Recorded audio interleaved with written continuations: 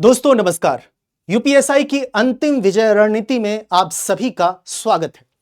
जाहिर है आप लोग तैयारी को अंतिम चरण तक ले जा पा रहे होंगे। इसका मतलब साफ है, फरवरी का माह हमारे पास है, मुश्किल से 3-4 दिन के करीब गुजर चुका है। तो जाहिर है आपके पास फरवरी का माह है, उसके बाद मार्च की रणनीति पूरी तरह से अलग होगी। जाहिर है अभी आपके पास कमी होगी किसी चैप्टर में, तो उसे आप पूरा कर सकते हैं, लेकिन ये गलती मार्च में नहीं करना है, क्योंकि मार्च में हमारे पास महज 13 दिन है। इसलिए मिशन खाकी 4543 पदों पर भर्ती है और 1 सीट आपको पक्की करनी है। इसके लिए 3 अहम चीजें होती है: रणनीति, अनुशासन और सफलता। 3 चीजें, रणनीति और अनुशासन एक साथ चलती हैं और उसी का परिणाम है सफलता। तो आप सभी का स्वागत है, वेलकम यू ऑल। हम देखेंगे कि क्या रणनीति हो सकती है। अभी जो विद्यार्थी सबसे ज्यादा परेशान है उस विषय को लेकर, जिसका नाम है सामान्य अध्ययन। यह हम मानकर चलते हैं कि अधिकांश विद्यार्थी रीजनिंग और हिंदी पर अपना कब्जा जमा चुका होगा, हथिया चुका होगा, रीजनिंग को अपने पास ले जा चुका होगा, 35+ का टारगेट फुलफिल कर चुका। 2 विषय, एक विषय है जीके जीएस और दूसरा विषय है मैथ्स। हो सकता है कुछ विद्यार्थियों का रीजनिंग और हिंदी में भी गड़बड़ी हो सकता है, पॉसिबिलिटी है। यहां पे इस तरह की बात तो आप अच्छी तरह से जानते हैं, पैटर्न सबको मालूम है, बताने की जरूरत नहीं है। 40 प्रश्न, 100 अंक, कोई नेगेटिव मार्किंग नहीं है। तो जाहिर है यहां पे बात आती है स्कोरिंग पिलर क्या है। हिंदी और रीजनिंग ये हमारा 2 विषय है जिसमें आपको हर हाल में 35+ करना ही है। अब आप 36 करो, 37 करो, टोटल नंबर ऑफ क्वेश्चन 40 है, तो दोनों में 35+ तो आपको करना ही है। और इतना, इससे कम का कोई चांस नहीं है कि तुम 32 करोगे, मतलब नहीं है। 35+, क्योंकि यही दोनों विषय है जो स्कोरिंग है। जाहिर सी बात है सामान्य हिंदी में सबसे ज्यादा स्कोरिंग है, लक्ष्य हमारा 35 प्रश्न का है, और सबसे ज्यादा वेटेज मैथ्स के हिस्से के प्रश्न भी शामिल है रीजनिंग में। जो मैथ्स के हिस्से के प्रश्न भी रीजनिंग में कुछ शामिल होते हैं। तो इसका मतलब है 95% की सटीकता, एक्यूरेसी आपको होनी चाहिए। इसीलिए सबसे जरूरी क्या है, टॉपिक वाइज भी आपको रिवीजन करते रहना है। अंतिम समय है तो टॉपिक वाइज रिवीजन करने की जरूरत है। गणित उन विद्यार्थियों का कमजोर है तो प्लीज ठीक कर लीजिए। गणित में आपको बता दूं कि अर्थमेटिक का जो हिस्सा होता है वो 25 से 30 प्रश्न तो आप अर्थमेटिक में कर सकते हो, केवल अंक गणित में। एडवांस को हटा दें, अंक गणित में आप कर सकते हो, जिसका एक आपको नमूने के तौर पे प्रतिशत, लाभ, हानि, समय, आकर, ये सब का तो टॉपिक, इतनी पकड़ मजबूत आपकी होनी चाहिए। इसलिए सिंपल सी बात है, अगर पकड़ मजबूत नहीं है और इस रणनीति को तो आपको अपनाना ही है, 2 घंटे अभ्यास, 1 घंटा रिवीजन, ये करते रहना। ये रीजनिंग में भी, हिंदी में भी, मैथ्स में भी, ये बात आपको करते रहना है, ठीक है। रही बात जीके एक ऐसा विषय है जो विद्यार्थी क्या, शिक्षक भी पूर्ण विराम नहीं लगा सकता है, अथाह है। लेकिन एक है कि इसमें जो 2 मुख्य विषय हैं, मूल विधि और संविधान, उसमें आप अपनी पकड़ को मजबूत कर सकते हैं, और इतनी पकड़ मजबूत कर लें कि इसमें करीब 16 के प्रश्न आते हैं और करीब इसमें 6 से 8, हम मान कर चलते हैं कि दोनों मिलाकर करीब करीब 24 प्रश्न आते हैं।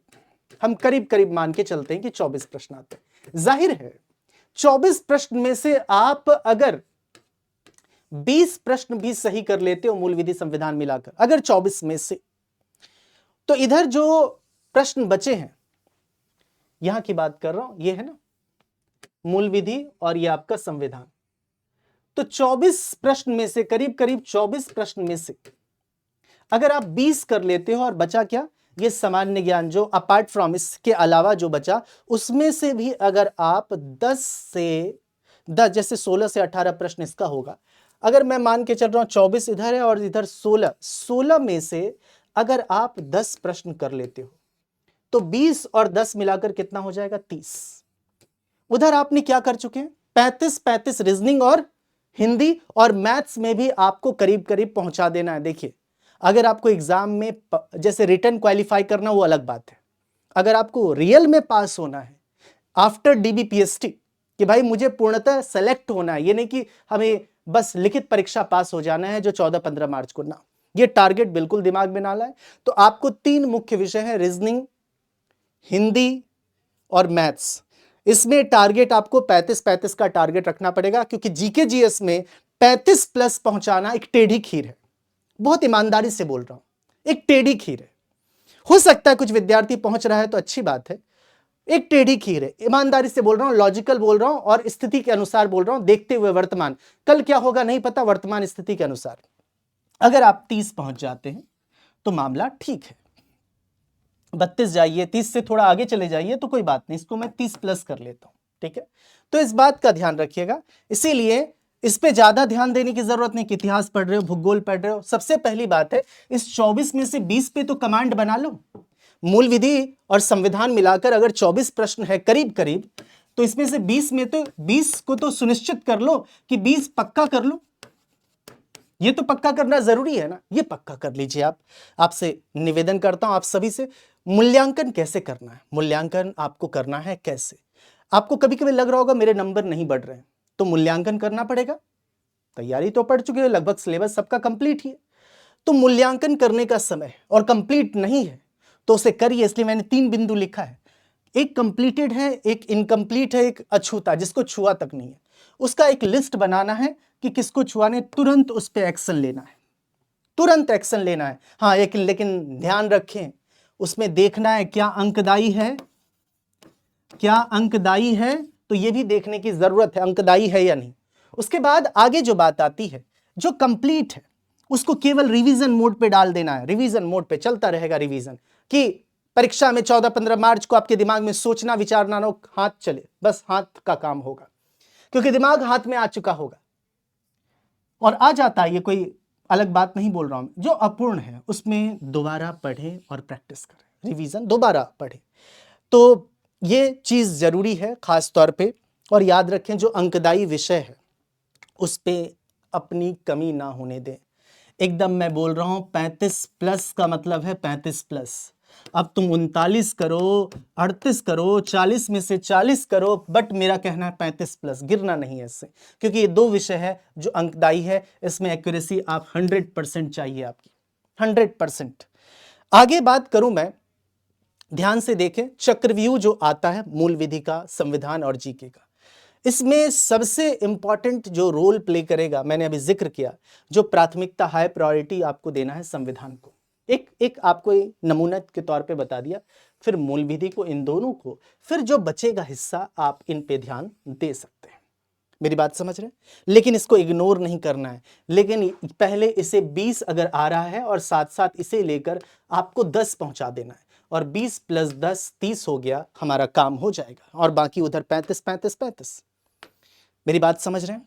ठीक है। और रही बात आज से 1 महीने बाद, जब मैं 1 मार्च में या बीच में कभी भी आपसे मिलूं या रणनीति बताऊं, तो कुछ बातें बदल दूंगा, लेकिन अभी के अनुसार जो बातें कह रहा हूं उसके अनुसार देखने का प्रयास करिए। आपसे थोड़ी बहुत चीजें बदलूंगा। अब यहां पे है चक्रव्यूह 2, क्योंकि मैं उम्मीद करूंगा आज से 20-25 दिन बाद या 15 दिन बाद आप बहुत कुछ कमांड कर चुके होंगे। ये मैथ्स है और ये रीजनिंग है। मैथ्स और रीजनिंग आप जानते हैं कि दोनों कैलकुलेशन है। मैथ्स में ज्यादा कैलकुलेशन है, रीजनिंग में कुछ लॉजिक है, कुछ सिंपल क्वेश्चन आते हैं डायरेक्ट आप सॉल्व कर सकते हैं। मैथ्स कैलकुलेटिव होता है, इसमें ज्यादा आपको लॉजिकल होना पड़ेगा, कैलकुलेटिव कैलकुलेशन ज्यादा है, ठीक है। तो इसमें आपको अर्थमेटिक पोर्शन पे ध्यान दें, और रीजनिंग आपका धीरे धीरे धीरे धीरे बेहतर हो ही जाता है। और रही बात 1 घंटा 45 मिनट का, ये आप टाइमर लगाओ मॉक के लिए, सबसे जरूरी है। और मैं फिर से बोल रहा हूं, सप्ताह में 1 मॉक, जो जिसको मैं पहले बोल रहा था 1 मॉक, अब आपकी तैयारी हो चुकी होगी, इसलिए अब आप धीरे धीरे धीरे धीरे अपने मॉक को बढ़ा सकते हैं। पहले सप्ताह में 1, अब स्टार्ट प्रतिदिन 1 आप लगा सकते हो। जिनकी तैयारी मुकम्मल हो चुकी है, नहीं भी हुई है तो रुक जाना। डेली मॉक लगाना केवल जरूरी नहीं है, विश्लेषण करना कि कहां दिक्कत है, कहां कमी है। मेरी बात समझ रहे हो? ये एनालिसिस करना जरूरी होता है कि केवल स्कोर ना देखें, गलतियों का कारण जाने, गलतियों का कारण भी जानना है, ठीक है। उसके बाद ये चीजें बहुत जरूरी है। 3 घंटे रीजनिंग, 2 घंटे प्रैक्टिस, 1 घंटा रिवीजन। अर्थमेटिक पर फोकस, व्याकरण और शब्दकोश, संविधान, मूल विधि, मॉक टेस्ट, इसमें भी 4-6 घंटे का वक्त आपको देना पड़ेगा। 4-6 घंटे का वक्त आपको जीके जीएस में देना पड़ेगा। और 3 घंटे हिंदी, 3 घंटा मैथ्स, और 3 घंटा जो बच गया, 3 या 9, लगभग 15 घंटे का मैंने एक शेड्यूल बनाया है। मतलब 4 से 6 घंटा बोला, 14-15 बोल सकते हो। ऐसे समय में 15 घंटा नहीं पढ़ोगे तो क्या ही पढ़ोगे ऐसे समय में, ठीक है। तो कहने का मतलब साफ है, आप सबसे निवेदन करता हूं कि प्रॉपर तरीके से OMR में किसी भी प्रकार की गलती ना करें। एग्जाम में जरा भी गलती होगी तो दिक्कत हो जाएगा, इसलिए जरा भी गलती करने का प्रयास भी ना करें OMR में। तो क्या है यहां पर बात है, लक्ष्य निर्धारण और कट ऑफ क्या होना चाहिए। मैंने बहुत सोच समझकर जब यहां कट ऑफ की बात करी तो ये मैंने जो नारा है, जैसे एक नारा था 400 पार, अब की बार 400 पार, मैंने 350 पार इसलिए बोला है, ये मैंने लिख दिया है कि पुरुष हो या महिला। हालांकि 290 वाजिब बात नहीं, यहां पे मुझे बेसिकली 300 लिखना चाहिए या 310 आप कर लो, ठीक है। 300 तो प्लस पार महिलाओं को करनी चाहिए, पुरुष 300 मैं तो 310 लिखना चाहिए, 310 महिलाएं और 330 प्लस पुरुष, ये सुरक्षित स्कोर है। लेकिन याद रखें ये टारगेट आपको SI बनने से नहीं रोक सकता है। अगर आप 350 के करीब पहुंच जाते हो, 340 45, तो कोई नहीं रोक सकता है। बात समझ में आ रही है। 330 प्लस पुरुष और 310 प्लस महिलाएं रोक नहीं सकता है आपको। 350 का आंकड़ा अगर करीब करीब आपने छू लिया, मजाल है कोई रोक दे, कोई नहीं रोक सकता है। इस बात को खास तौर पे आपको ध्यान रखना है। तैयारी आपकी है, वर्दी आपका इंतजार कर रही है, लिस्ट बनाइए, शुरू करिए। इसलिए आप सबसे निवेदन करता हूं, अंततः इस समय इतना ज्यादा अनुशासन आपको रखना है, अपने स्वास्थ्य का भी अनुशासन, पढ़ाई लिखाई का 15-15 घंटे का शेड्यूल बनाओ। आराम से आप 6 घंटे की मुकम्मल नींद लो। ऐसा ना हो कि 4 घंटे 3 घंटे आप सो रहे हो और आप याद कर रहे हो और भूल रहे हो, क्योंकि एकाग्र रहोगे तो चीजें याद रहेंगी। धाराएं GK GS में याद ही तो करना है।